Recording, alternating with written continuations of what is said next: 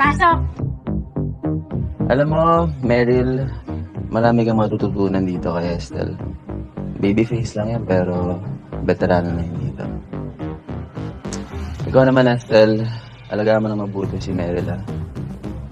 Huwag mong sisindakin. Mukha naman pumabait si Ate Estel. Si Meryl, bago nating lady guard.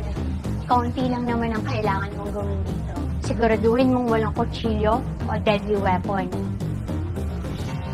At yung mga parcel ng tao, pinagnamisaan niyo. Gusto niyo report ko kayo? Bakit hindi mo na-report?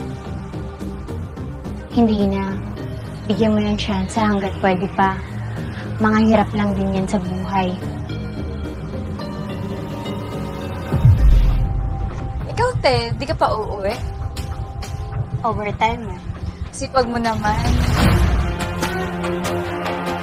Estel, ikaw nang bahala dito, ha? Bilangan mo lahat ng makukubra mo bago malagay sa safe, okay? Dito ka ba umigitan ng Estel?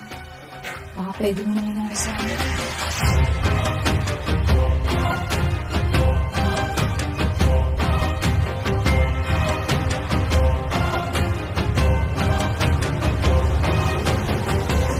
Sabi mo, interesado kang sumideline sa overtime, diba? Kaya mo bang manahimik? Yes, kaya po.